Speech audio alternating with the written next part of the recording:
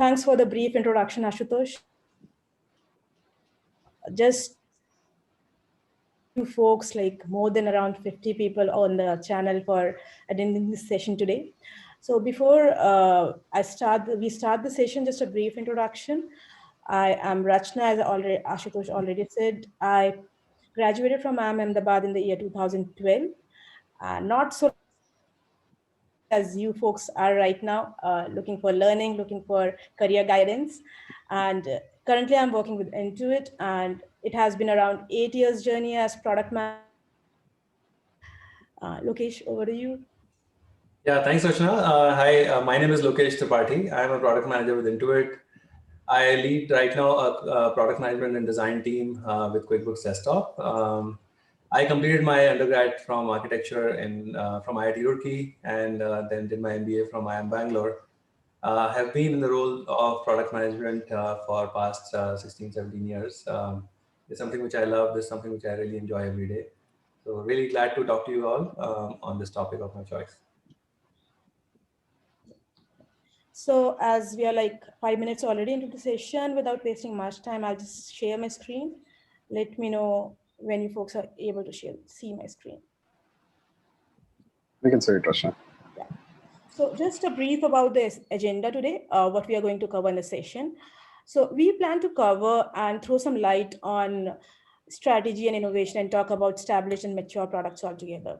So with an example of Intuit, which has a history of innovation and growth and established products altogether, we'll take you through the nuances of strategy and innovation, and also talk about the best practices that we follow at Intuit to go and deliver on these things. So and see how mature products continuously evolve with time and maintain their market status altogether. I hope this session will add to the learning curve of few people, and in the end we'll also open up for Q&A altogether, and you'll see a Slido link or a QR code. You can just scan that and post any questions that you might have during the session also, so that at a later point of time we can take those questions as well. So without wasting any time, I'll just go and start.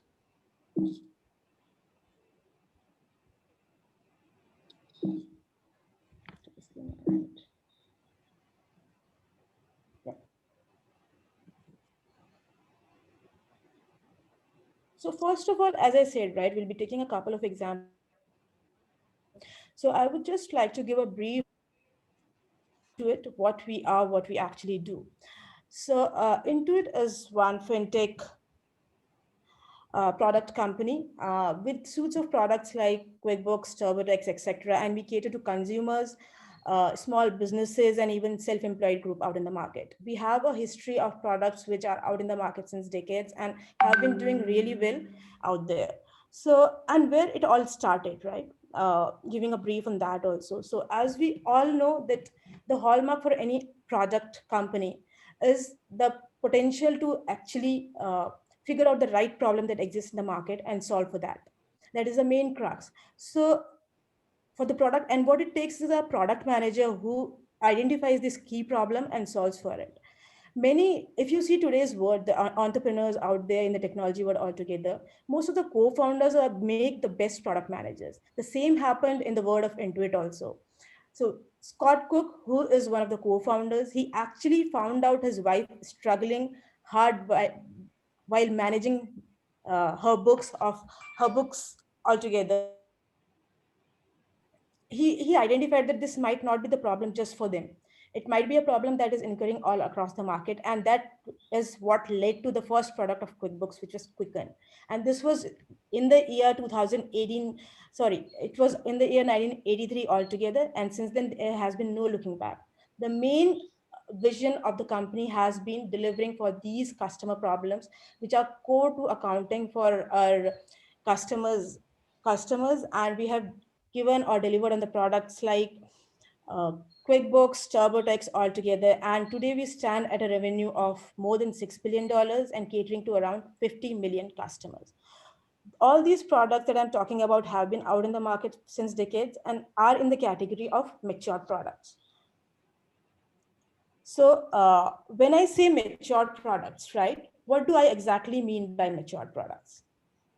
So matured products are actually established products. So the people out there in the market actually know about the product. They are aware that, okay, this is the product, this is the market leader in this particular area.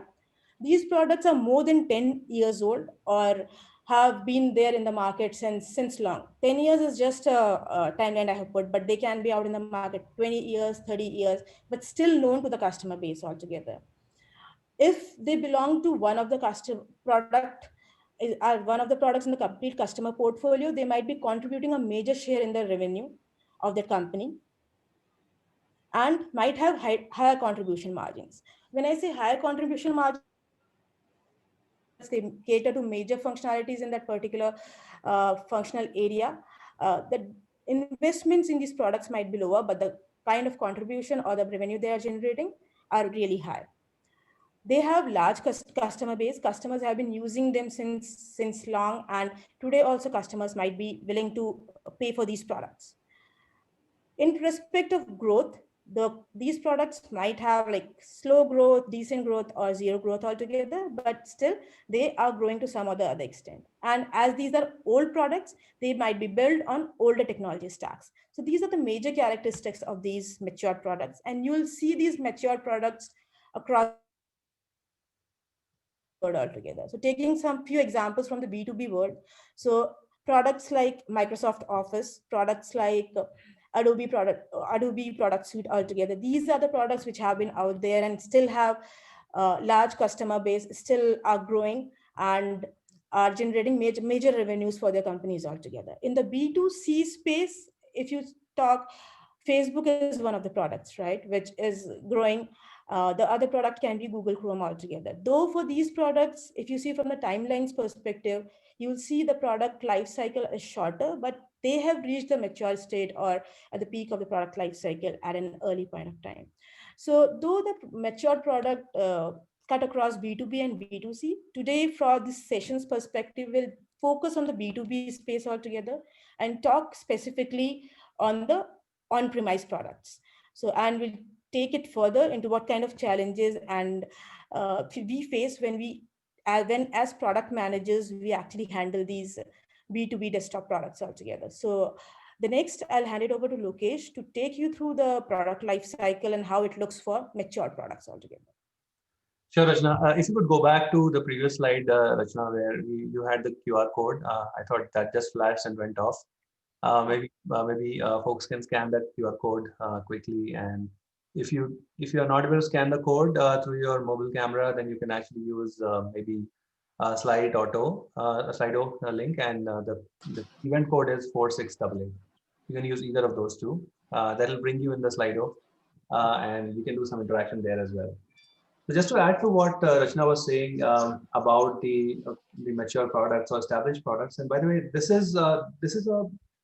you would see across the ecosystem. It's not just something which you'll find in the software product itself. When you look at consumer groups, product CPG product, they go through the similar kind of product life cycle as well. One important point I just want to highlight what Rachna was talking about, that while we say B2B versus B2C, essentially what you would realize is that when I look at many of the QuickBooks products, they are, many of the Intuit products, especially QuickBooks, for example, right? It's somewhere in the middle. It's a product which is actually sold to small businesses. It is for small businesses, but the way it is sold, the way it is consumed is very very B2C. And I think that that's a unique nature of the product itself. And that'll be interesting for us to share some of those insights with you folks, and would love to hear your feedback and learn from what you are gathering as well. Rachna, we can move to the next one.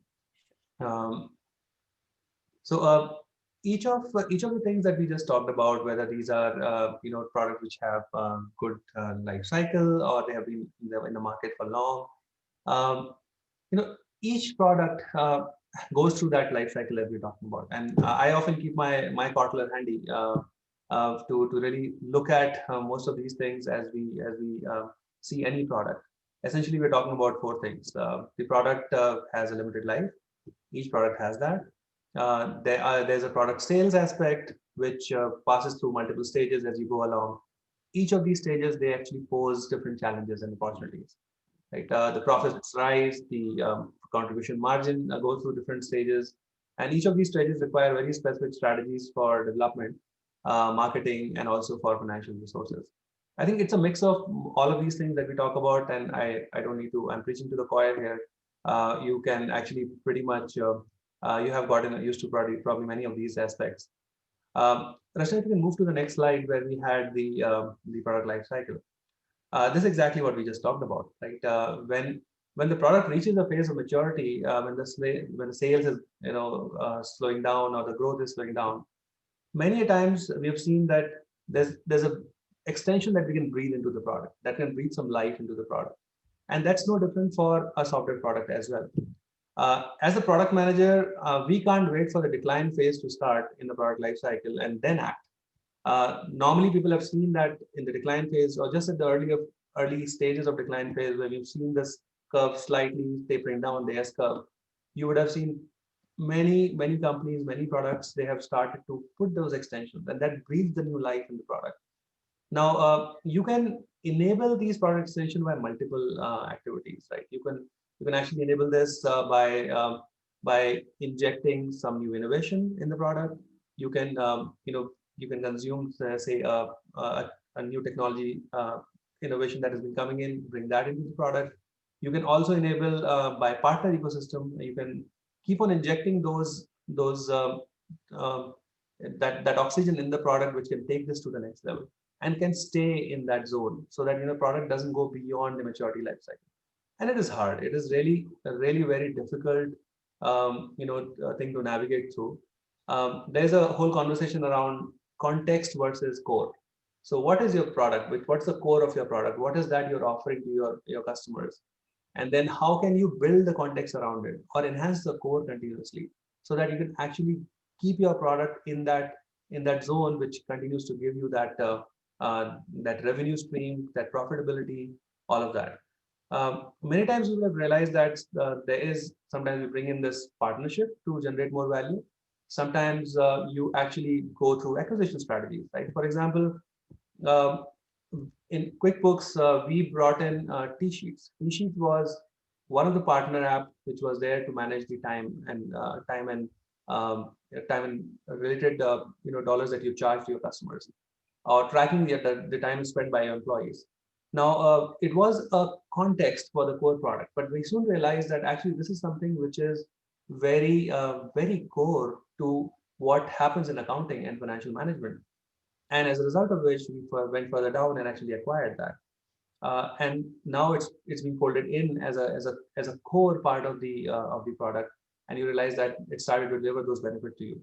And many a time as a product manager, you are actually taking those decisions of when do you actually go out and partner, when do you go out and build, when do you go out and acquire. All of those things you keep on revisiting to enhance your product's life cycle. Uh, if you could go to the next question, and I can probably open up one question here. What could you do to explore many of these things in the product to keep the product in your continuous life cycle? I opened up a Slido, and maybe you can respond to that. And while I move on to the next thing on this, what are the challenges that normally established product and especially established on-premise products face? And Rachna, that would be the next slide that you can actually move on to. And when you look at the unique challenges that any of the established on-premise product face, there are basically three critical aspects. You're looking at the customer aspect of it. Now, within the customer aspect, how do you really have a successful established product? You will find that your customers, many times when you have that established product, they're very reluctant to change. The familiarity with the interface is one of the reasons. That will be so much, as much as it is an advantage, it's also an impediment, because the moment you as a product manager or designer, you try to have any change, suddenly introduce a jazzy experience that breaks the UI paradigms that your customers were used to, and you realize that that is something which is totally taking your customers off the hook, and they start giving you the VOCs. As you're very closely connected to the customers, they will actually give you a good soundbite to for you to know that this is not really flying off.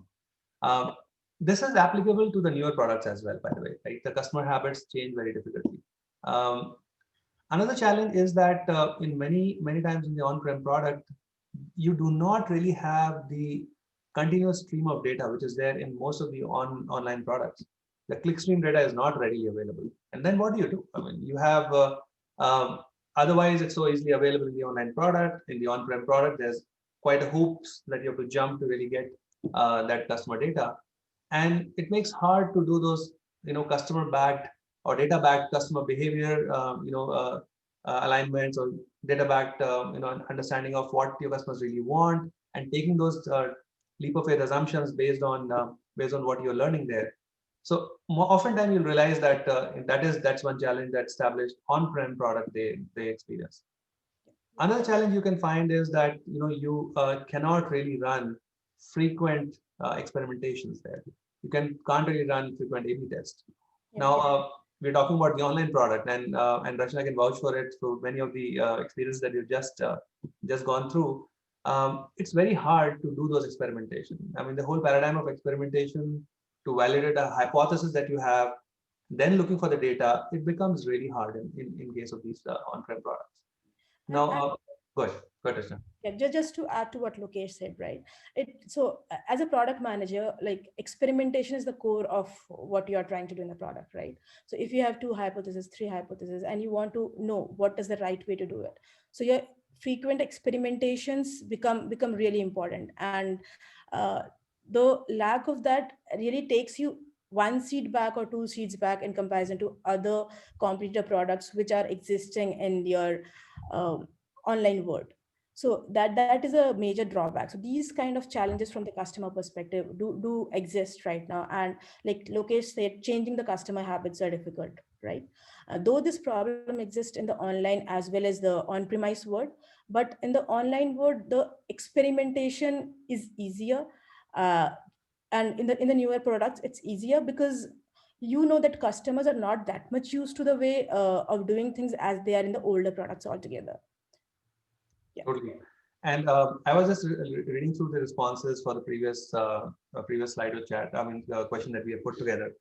I know a lot of that that you're talking about to keep loading product with the features, and we will have some interesting insights about that as well. I know a dominant portion of the audience has talked about, almost 70% of them have talked about that keep loading the product with features so that it becomes more and more valuable. You know, the analysis of any of these established product tells you that a dominant portion of your customers will use a very little of your product, and that's something which is true for most established software products. And that's a challenge that as a PM you will have to often go through, that how do you innovate at the same time you do not make it overly loaded, you do just the right things which matter to your customers, and change with times. I mean, we are talking about products which have been around for decades, and there have been 80% features which are totally not being used. You're probably just relying on those 20-25% features, and that's what most of the customers are using. So that 80-20 rule often comes in here as well, and you will realize that when you decide to load your product with more and more features, you have to be extremely mindful of what features do you really bring in, and that's a tricky piece that as a PM you go through. And that brings us to the next aspect of what are the challenges that you really face in the on-prem product. The next one is on technology, right? Most established products they are on legacy technology stacks, right? The tech has leapfrogged from where they were incepted, and from that time of inception to now, there's a huge change in the technology itself. Now you have to constantly repay a technical debt, but that's something which is not easy to do either, right? You have to constantly continue to innovate and make sure that platform is upbeat and it's performant, it is making the right it's delivering the right set of customer expectation experience, both on the performance and value, and not easy. This is another part which most of the on-prem established product will have as a challenge. Rachna, you had something to add there? Yeah, nothing to add. So you covered it, Lokesh. So as you said, right? So the older technologies, though it gives us a lot of open window also to upgrade the tech stack also, that can be a consideration for a PM. But the load and the complexity that comes along with it, and the other strategies or other priorities that we might have in the product, this generally takes a backseat in most of the on-premise or established products altogether. Totally. There's another aspect of this, right? One is the tech stack, the evolving technology, keeping up with them. Then the next aspect of that within technology is that you have these release cycles which are long. Then another aspect of the same is that you oftentimes you'll find that you release something, you have to immediately roll it back. In an online product, which is a software as a service product, it's far easier. You can actually roll it back much easier. But in case of an on-prem product, it becomes really hard because now it's out there in the hands of the customers. You have to have the capability in the product, delivery to roll some of those features and functionalities back. And you have to act very timely in that case because you won't have the luxury of letting it be, and it'll cause a lot of damage to not just the customer experience, but the overall brand damage, everything that you may have. So I mean, providing that, imagine you are running a large ERP complex product and you have to provide a service pack. Now you have to be mindful of the fact that even today, when we are delivering our product, a lot of our product also gets sold on retail shelves. People pick boxes from the retail shelf and actually take it away and then install it. Now in those scenarios, it will take time before you can send out the next service patch, you can send out the next fix to an issue or anything like that, right? Or a new incremental enhancement on a particular functionality that has been delivered. It becomes really challenging. So tech is something that you have to be very mindful of in terms of the challenges that we face for on-prem products. And the last one on this is strategy. And Rachna, maybe you want to talk about this, and I'll jump Sure, in. sure, Lokesh. Thanks for that. So on the strategy piece, right, as on the customer side, technology side, we have a lot of challenges. Strategy is always mostly it's in dilemma because I want to grow my product, I want to increase the revenue side of it, but I have a large customer base altogether. So what should I go ahead with? Customer acquisition versus retention? Because my strategy, the way I'm formulating the strategy, the way I'm delivering the features, the way which feature set I want to concentrate on might differ basis on whether I want to acquire versus I want to retain. The second set is more of like managing the high value customers. So if you are taking an example of an enterprise product altogether, like a CRM or anything which caters to the enterprise need. So a particular set or 20% of your customers, which are high value customers, might be giving or contributing a lot to your revenue. So how do you make sure that your strategy is contributing or keeping taking care of your high value customers also, in addition to your customer acquisition plan, if you have any in mind? And the along with that, like, which is an extended leg of the same thing, is whether you want to focus on improvements or new feature development, which again ties back to your acquisition versus retention.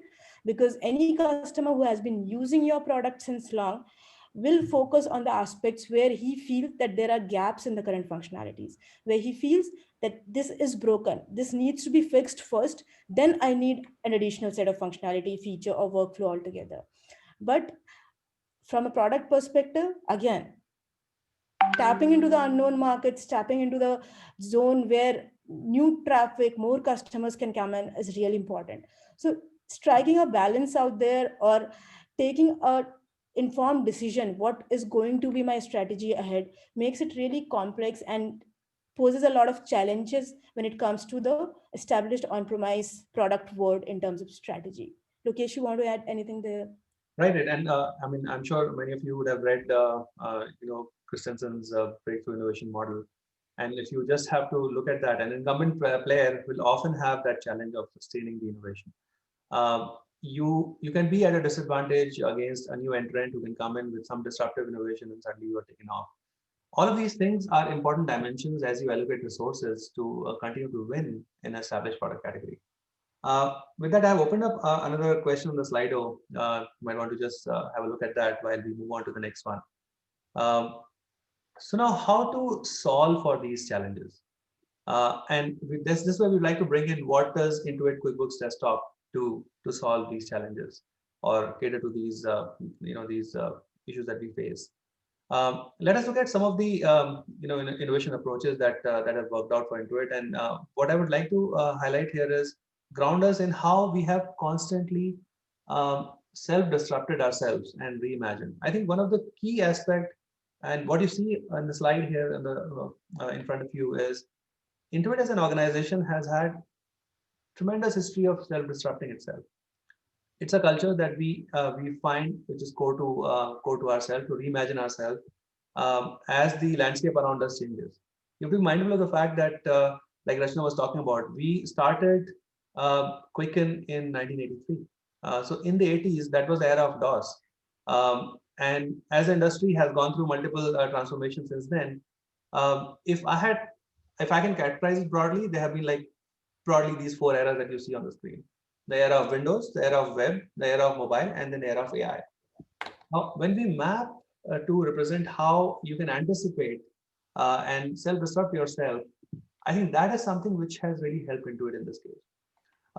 And all throughout, this has been driven by predominantly three principles, and we'll talk more about this in later slides. But essentially, these three: always staying customer obsessed, inspiring the innovation with great designs, and powering continuously innovations with the evolving technology.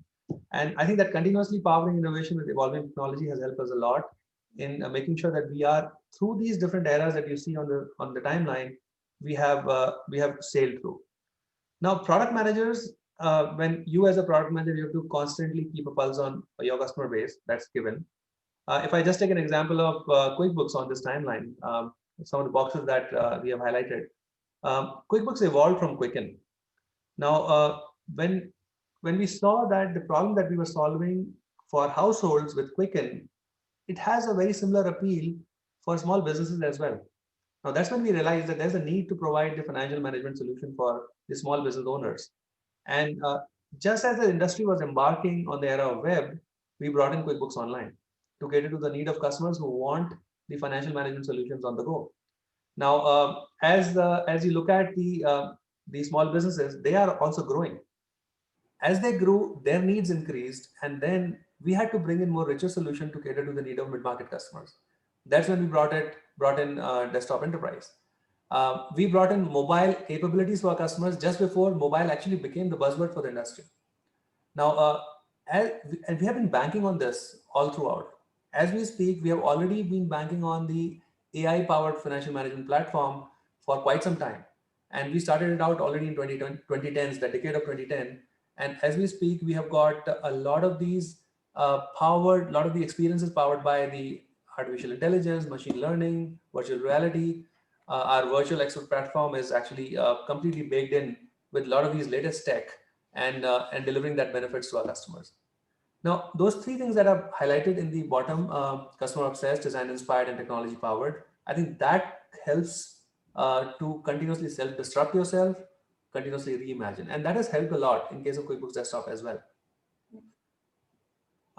You might want to move to the next one. And while I'm looking at the response on the Slido, I think quite close, bingo. I mean, in terms of the allocation of resources for the incremental innovation, radical innovation, mature product, pretty much there. I mean, almost a good chunk of it has to go for running the business, and then subsequently for incremental innovation. And you have to save a good decent amount on radical or a disruptive innovation. Only then you can actually reimagine to stay relevant in the market.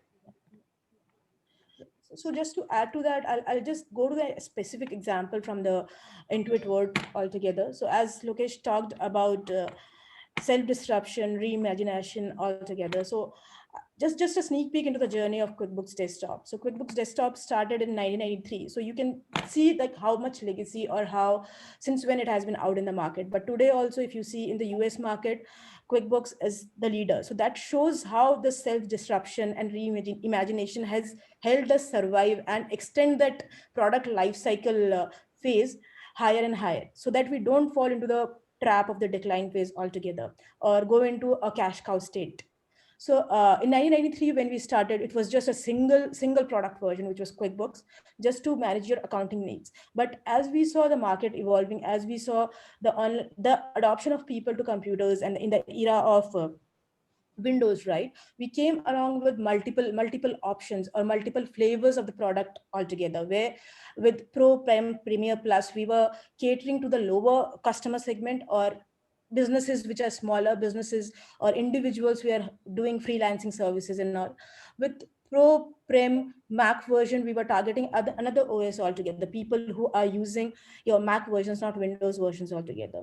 And being an accounting product, we also captured another market, which was accountant specific. So we also wanted to target serving these businesses, or catering services to them, or themselves need to maintain their books and all. So that was another segment altogether that we entered into once we were seeing that, okay, we are getting into the phase of maturity, and where next do we need to go.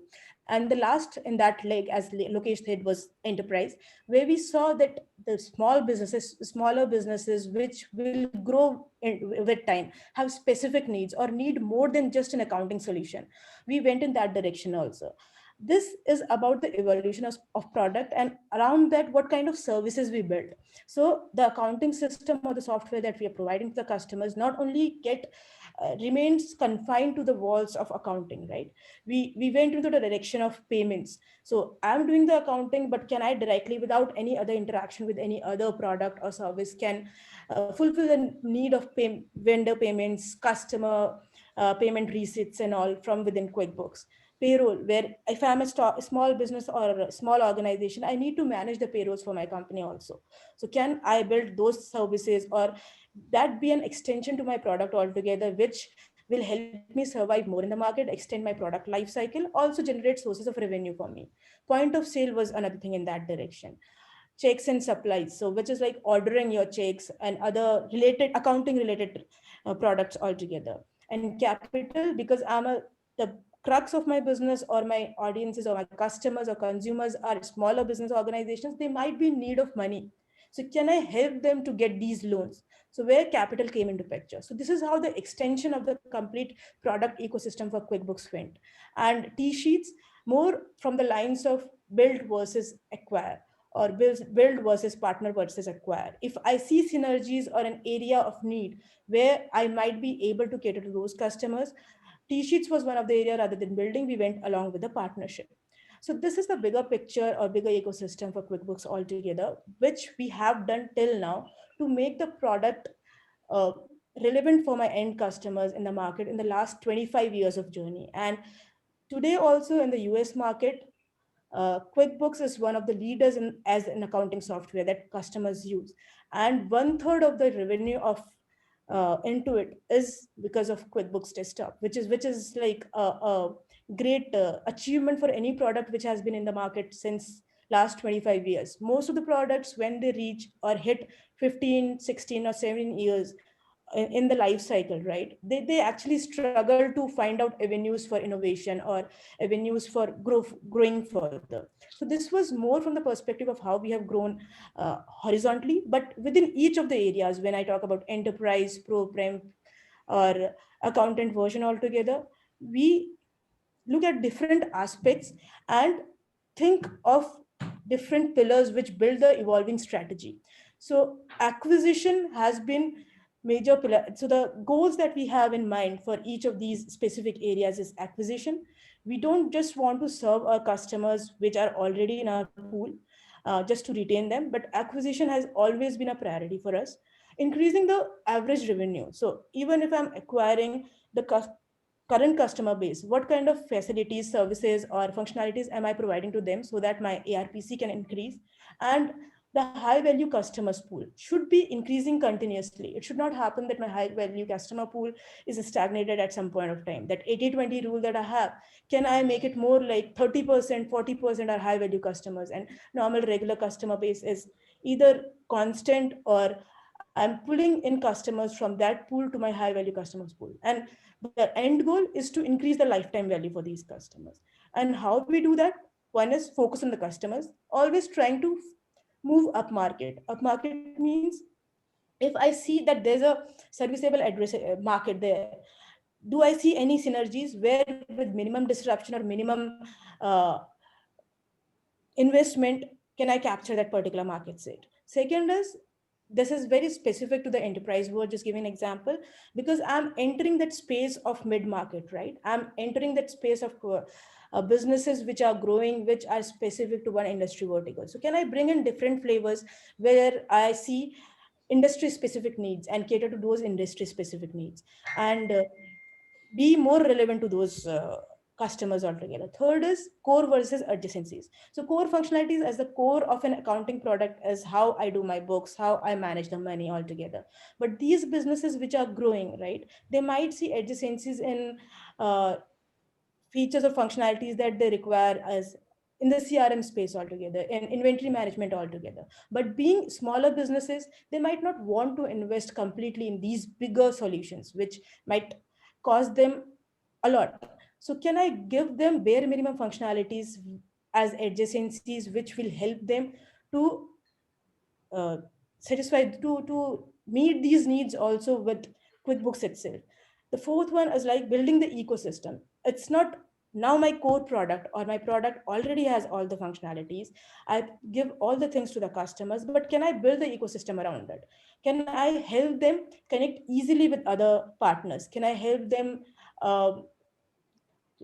use these services outside the uh, on-premise perspective also? So where, just giving an example, right, even if I'm an on-premise system, which was the need of an hour when I started my journey altogether, but today my customers might be needing the software or the system on the go. So can I have partners in the space of hosting who can take my on-premise system and host it on their network, and my customers, a particular set of customers, do not go away or from my product, but still be there and uh, be able to satisfy the need of being online also as and when required. And last but not the least, leveraging the technology. As we are on a older tech stack, but that should not stop me from leveraging the newest technologies that are coming onto the forum, leveraging AI and ML capabilities altogether, giving in product recommendations, giving smart uh, forecasting related information or other information to my customers which might help them grow his business.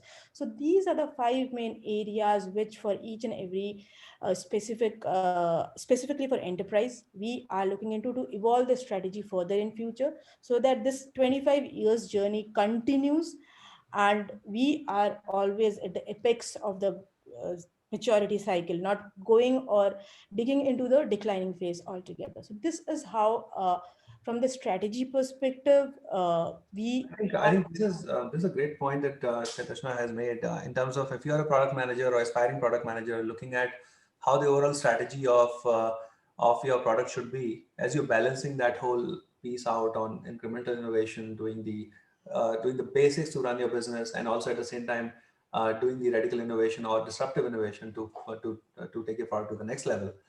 I think all these aspects are crucial for you as a PM to understand that these are the building blocks of any successful product. Now, I do see a very interesting question that Anvesh has asked in the chat, that companies have acquired aggressively in the enterprise software space, right? And how has Intuit been able to cope up or compete with these giants? Now, you have to be mindful of the fact that Intuit as a company is very razor sharp focused on the small and medium businesses, the customers that we cater to in the SMBs, and on the other side is the consumer business, right? Intuit as a company has got this whole bouquet of products. On the one side, you have products like TurboTax, which are entirely for tax filing for the consumers, and on the other side, you have got the products which are catering to the small and medium businesses. Now, honestly, at this, we have done our own acquisitions, like a couple of examples we just talked about. Those acquisitions have been very harmonious acquisitions, and it's very important that as you do the acquisition, as you go through the whole M&A process, identification of uh, which are the right products to bring into the fold again starts back from what we just covered in the previous slides, that you have to be mindful of the fact that are you building the core or are you extending the context, and then when that extension of the context becomes the core, that's the right time for you to actually go ahead and acquire. it's not just about go and start acquiring customers or companies which are probably not so coherent to your core business strategy. And Intuit Digress is very mindful of what is the acquisition path that we would take, and accordingly extend our product offerings. I hope that answers your question, Anvesh. And we will talk a little bit more about how does Intuit do this in terms of what are the best practices. Um, so the if you can go and if you can think about the slide that we were talking about when the timeline was there, customer obsessed was one of the things that we talked about. Now, just extending that argument a little bit is uh, one of the core things, and what you may call as the secret sauce at Intuit um, is how can we be obsessed with what we need for our customers, and that we do through what we call as the customer driven innovation. These are two key ingredients, right? One is the what that you just see on the screen. Our product managers are constantly on the lookout for that unsolved customer problems that we are in the best place to solve, and which provides us that sustainable competitive advantage. We call this customer driven innovation, or CDI. And then how do we do this is the D4D, or design for delight as we call it.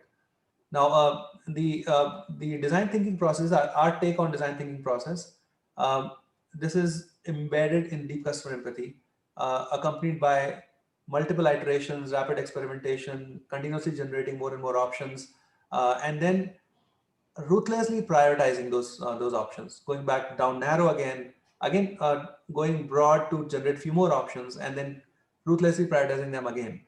And what results as an outcome of this is what we call as the customer delight. Now, if it all starts with the CDI, that is followed by D4D, so customer driven innovation followed by design for delight. Now, observing customers in their context and their surrounding, I think that's the key. If you are a product manager, you have to generate ideas. How you should really go about doing this is go to the customer context. And if you are going close to the customer where they actually really are using your product, you get far deeper insights. And as PMs, and we'll talk more about it in the next slide, but staying grounded in the customer benefit, visualizing the ideal state much better, and that translates into the whole word of mouth and brings in more customer, more revenue. All of that happens. All what you see on the right side happens when you do the things on the left side right. And I think that's something which is very crucial. Now, how do we build that deep customer empathy? And maybe that's something we can move on to the next slide for a few more details that we have there. Now, to embed deep customer empathy in the way our product managers and designers, engineers, we all are constantly in touch with the customers and what we call as follow me homes.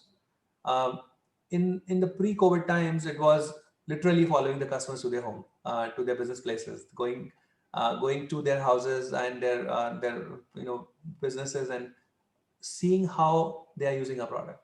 The term was coined by a founder, Scott Cook himself, when he would actually wait for a customer to pick a quick and pack from the retail shelf, and then would request if he can actually follow them, and to understand the context in which they're using the product. And till that, we have been only doing that more and more. Even in these COVID times, we have continued to process the same approach through remote customer empathy, doing the remote FMHs. A PM at Intuit cannot really live without doing a follow me home. On a week-on-week basis, we are in multiple calls throughout the week with our customers on different topics, and it helps us identify that need and that problem that customers are facing. And if you've read the book Lean Startup by Eric Rice, he covers this philosophy of follow me homes in great detail there, and that could give you some more insights on how we actually do this. But this is a sneak peek on what is that success mantra. Now, there are other channels through which we build this empathy as well in desktop, like voice of customer. Millions of customers, and that's the advantage that we have with millions of customers being there. They provide us with constant feedback, and PMs, we analyze that feedback very diligently. We have industry leading NPS score that tells us that customers have a confidence in us, and also they are very comfortable in providing that feedback because they know that somebody is looking at that feedback and really reacting on that feedback. I think that's very important. It's not just about collecting the feedback, but how do you send a signal back that yes, you are acting on it and you're working on it to make the difference or really make that enhancement for their experience. Trainings, we do a lot of these trainings that which PMs conduct for our partners, for accountants. We do a lot of influencer feedback. I think we, as much as it's a desktop product, we test flight our product strategy and releases with the panel of influencers, and it helps us a lot in continuously sensing the market and what we need in terms of the feature for our customers. So it's not just about loading the features, but it's loading exactly the right features which will matter the most, which will create the maximum impact. Whether you talk about user research portals, where we are collecting, these are the in-house, we have a luxury of um, institutionalizing this whole framework of Follow Me Home. So much so that we have got an in-house customer recruitment team that helps us to empanel the target customers, and they help us to even identify what are the customers that you can speak to, and then from early wireframe testing to the click-through prototypes to early customer insights, all of that we get through those discussions. Conferences, seminar is another way, surveys, alpha and betas, right? I think our desktop product goes through multiple alpha and beta cycles before it's actually sent out live. I think this really is about testing the still in the kitchen product, giving that confidence to our customers through this brilliant insights that we're actually getting. We can course correct a lot of this even before we release it to the market. I think that is very crucial. And building that deep customer empathy is a key to a PM. We do it day in, day out, every day from morning to night at Intuit. And I think if you want to be a great product manager, this is something that you should really be focused on. Irrespective of the company that you work for, irrespective of the domain that you work for, the customer empathy is something which is so core to a PM that you really cannot live without. And as Lokesh rightly said, right, if you have that I started in the initial slides also. So if you are cracking the right problem, the right solution will definitely come. It's mainly about clicking or cracking the right problem, because generally our customers don't know what they are looking for. So it generally goes around like beating around the bush, right? Because they'll talk about the problem, but the crux of the problem will only come to you, or you'll be able to find it when you are close to your end customers. Otherwise, hearing it from channels or like trying to make it as quick as possible is not going to help that. But talking to multiple people, talking to multiple customers, because the source of the problem might be same, but the repercussions that the customers see and the repercussions that they talk about are a bit different. So building customer empathy definitely helps in identifying the right problem, and the right solution comes following. And hey, Ashutosh, we just want to be mindful of the time because I think we are just about 10 minutes away from the hour. We do have a few more things to cover, but happy to jump into Q&A if you want. That's absolutely okay. Sure, Lokesh. I think currently we don't have many questions on the chat, but if there are people on the line who want to ask questions, they can go ahead. Otherwise, we can continue and take the last 5 minutes for Q&A as well. Sure thing. There's one question that Ashutosh, you have sent out on while targeting growth. Are you looking at the similar or new customers as your current customers? Would the feedback of A&B testing with the current customers? Yeah. So you're right. And I think as we're targeting growth, it's important that the growth comes in twofold. Like Rachna was talking about in the 5 strategies that we look at. You can look at growth from getting new customers. That's one way of getting the growth. That's when you acquire new customers to your fold and you bring in those customers, attract them through new feature sets that you're bringing in. Or the other way of growth is also to extend your core, which means you increase more offerings, you increase your offerings such that the value of your customers within your fold also increases. So it plays both ways. You have to balance that whole thing out, that as much as you are working on getting the new customers on the fold, you're also ensuring that the existing customers, they are not just retained for what the value they bring to you, but how can you actually continuously enhance the value that they get out of your product and you get more value out of back from them. Because as you are growing, and if you're doing things right, your customers are also growing. And as they are growing, their needs will grow. Are you aligned and making sure that you have something to offer to them as they are growing in their businesses, so that you can extract or rather appropriate more value of that engagement as well. So I think that becomes a value conversation both ways. That's how you see the growth in totality. Right. So Lokesh, would T-sheets be an example that sort of falls in that category as well, as you mentioned? Yeah, so T-Sheets was a great acquisition. I think T-Sheets is basically a time tracking software. When you do accounting, you also are running payroll, and that's how you extend payroll as an offering. And we have desktop payroll, which is one of our key offerings that we have for our customers.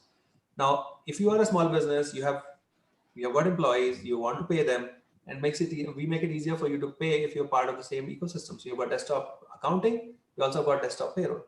Now, if you've got payroll, you are probably also more likely, if you are in a services business where you're tracking time, how employees are tracking, spending time for respective projects. You need a time tracking software. Now, T-Sheet becomes a beautiful extension of that. That you have a time tracking capability, and we partner with T-Sheets and make sure that there's a very close integration available between T-Sheets and QuickBooks. And eventually, you realize that this is actually very core to what we do as a financial management solution. Right. As a result of which, it becomes part of our fold, and that starts from a partner strategy, goes towards acquisition strategy, and becomes core of what you actually offer to your customers. And in this whole process, you've enhanced the value to your customers. You've enhanced the value for yourself as well. Makes sense. Agreed. Thanks, Lokesh. Cool. Yeah. Don't hesitate in asking any more questions if you have on chat or on Slido. Either of that is fine. Rachna, I think we do have a couple of slides more in the last 5 minutes that we can cover. Maybe you want to go to that. Sure, Lokesh. Sure. So this is again going back to the question that we had about if you have to define or rather look at your overall portfolio and how do you allocate resources across these three things. You have to run the business. You have incremental innovations to be done. You also don't want to miss out on the new things that you want to do for your customers, which probably are in the category of radical innovation. And I think going back to the poll result, I think it's quite close there in terms of you allocate. If you are established product, one way to win is that you allocate a good chunk of your resources in really running the business. We are financial management solution. Financial management requires you to be extremely compliant. So compliance is very key to any of the FMS solution that you have there. So having, say, for example, payroll.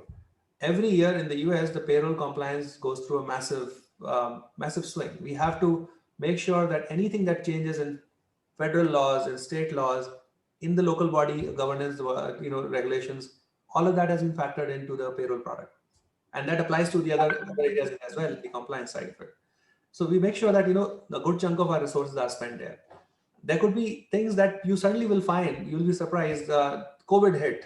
And as a result of which, in our primary market, which was US, there was a federal resolution to actually support small businesses. They could apply for loans. Now, one of the key things for applying for loan was that they have to have the books right. Now you see the difference. I mean, the connection is if you do the compliance right, and the customers who are with you who have the right compliance, setup, they are very likely to actually go and apply for this loan and receive it as well, right? So you win for yourself, you also win for your customers. So the investment that you do in running the business is actually paying off now, right? A lot of our customers are, thousands and thousands of them actually got those loans, and we were able to help them out in the times of COVID to make sure that we're responding to the needs. And that's something where you can categorize this as incremental innovation. You can also categorize this as something which is run the business or somewhere in between. But it's important that you actually do this. Right? Rachna has been leading, one of our key initiative on incremental innovation, which was landed cost. It was a key signal that we got from a market, and we ensure that we are actually focusing on that and delivering that to our customers. On the other side of it, as you see that more and more customers are actually adopting mobile, desktop can't just stay desktop. We have ensured that there is a mobile presence, and you can actually use the power of mobile to connect with the desktop and do something like what receipt management or bill uploads or reconciling your receipts. And the other thing where you can actually really consume the power of AI is something like bank feed, where you are actually doing the top of the line radical innovation, where you could bring in that for your customers so that they can just reconcile their books as the bank feeds are coming in and make sure that all of that is set well in the accounting, and they are not just compliant, but at the same time they are making sure that they know where is their cash flow, how much have they received in, what is that outstanding dues, everything else. It gives them a fuller picture as you are delivering for the customers. So that in a whole is something will help any of the any of the businesses which want to grow, or any of the products which established product that want to continuously stay in that, in that maturity curve and not start declining. So as much as it is established product, as much as it is a product which has been in a maturity curve, we are injecting far more innovation. And I think going back to Rachna's previous slide where she was talking about uh, a cash cow, right? Desktop is not a cash cow. Our business is not a cash cow, because a cash cow is a cash cow when you continuously milk the cow, right? You do not invest more to grow the cow. We are investing continuously to grow the cow, and that's the fundamental difference in the whole product strategy and the innovation strategy and everything that we do to keep the product live and kicking. I know we already are, and we can probably take a pause here. If there's any more questions, happy to answer. And uh, and really, it's always great to interact with you folks.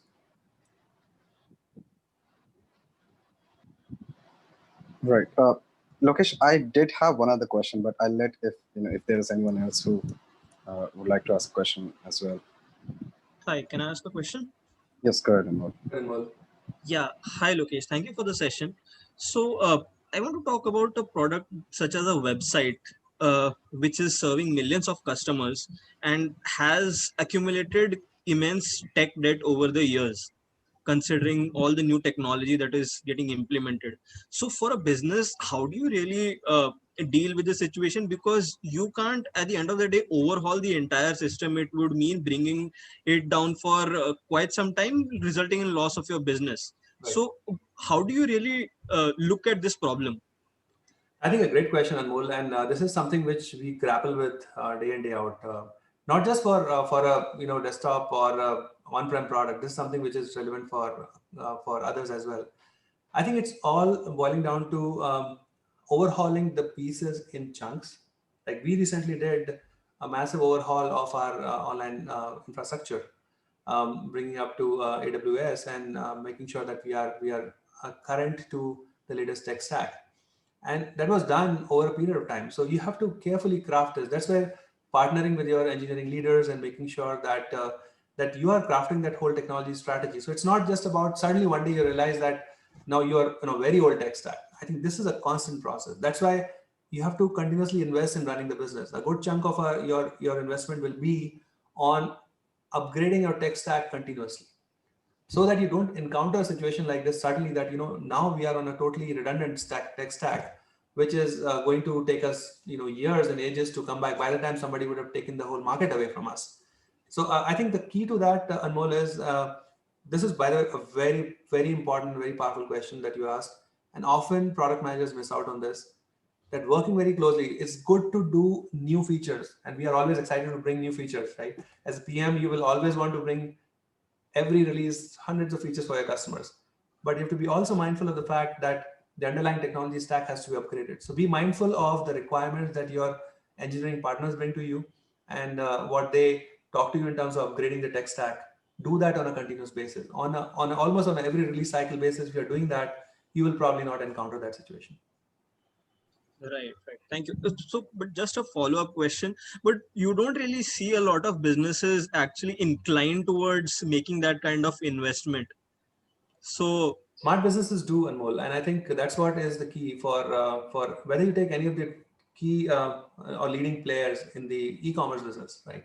The ones who are actually thriving and winning, they are the ones who are investing heavily on the tech, and they're investing on the tech right from the beginning. I mean, you know about the whole Amazon story.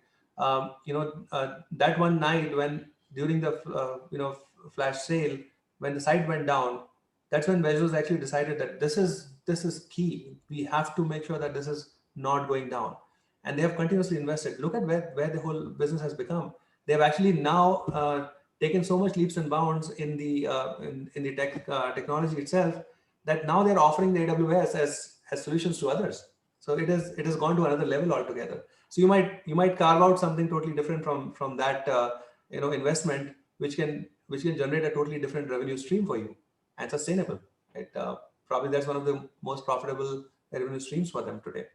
So I think investing in technology on a continuous basis while you do features, I think having that balance is very important so that you can continuously win in the market.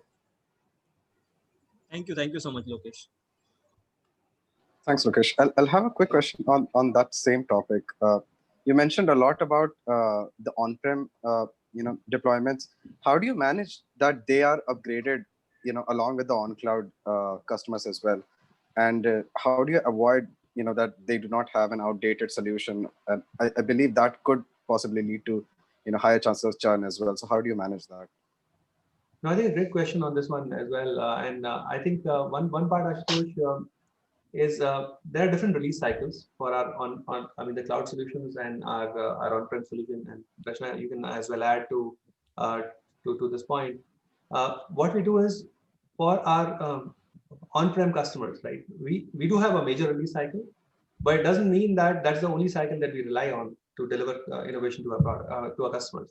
There are continuous in between multiple release cycles that we've crafted out, and that has come from the realization over the years that you can't just wait for that one big massive release happening two times in a year, or once in 2 years, or once in a year. You cannot rely. The things are changing so fast. You have to cater to those evolving need for your customers. And I think that is constantly encouraged us to do multiple release cycles. So while on the online world we are doing far many more releases continuously, on the on-prem world as well, we are sending out innovation on a continuous basis to our customers. It's not just relying on that massive one release cycle. So that makes sure that whether it's a compliance, which suddenly has changed. There's a new law that has come in, and all our customers have to be on the top of that compliance stack. Whether it is that, or whether it is a net new feature. I mean, we are sending that out to our customers to ensure that they are able to leverage the best value out of it. So we have to play that balance out, both on the online and the on-prem world. Makes sense. Thanks, Lokesh. I have actually also initiated a quick poll. Just to get your feedback on your recommendation for the session, how was the session? Please don't hesitate to a quick thumbs up, thumbs down on that as well. It will help us to improve this. But it's been great to talk to you and to the audience here. I think awesome questions in terms of what we just saw. Any follow-up questions, Rachna and I, we can always answer later on as well. Thanks, Lokesh. Thanks, Rachna. Yes, Rachna, go ahead. No. So thanks for organizing this session, Ashutosh. Just wanted to thank, and great audience. And we can, for any follow-up questions, if you want to get in touch, we can definitely come back to you. Just wanted to say that. Thank you. I think it was really informative for all of us as well. And we really, really appreciate the time that you took out, on a weekend for us and talked about, a mature product, which I think was covered beautifully well. So thanks a lot for that. Thanks, Lokesh. Thanks, Rachna. Yeah, thank you, everyone. It's an exciting career. If you want to be a product manager, it's something which I would highly recommend. It's something which will give you a lot of fulfillment when you actually bring those innovations to your customers and also drive business value out of it as well. It's an excellent career choice. If you guys are moving in that direction, do go down that path. Always free to connect on LinkedIn. You can always connect with us, and we can always chat there as well. And it was awesome. Thanks for the opportunity, and stay safe, all of you. I know you all are logged in from your respective homes or places. It's still time before we can actually go back to campus. So stay safe, stay healthy. All the best. Lokesh, just a quick question. Sure. I see that the sessions are being recorded. Unfortunately, I missed the first session, and I am extremely excited after seeing this session. So, is it possible to get a hold of it, of the first session? I really want to have a look at that. Ashu, that's probably a question to you. Yeah. Anmol, I think if you can talk to any of the club members, we can help you out on getting the recordings for the other sessions as well. So, thank you so much, Ashutosh. Anmol, we have a YouTube channel for Collab PM Talks. The recordings will be available there. Okay, sure. That's great. Thank you. All right. Thanks, Lokesh. Thanks, Rachna, again. And thank you, everyone, for joining in as well. Thank you. All right.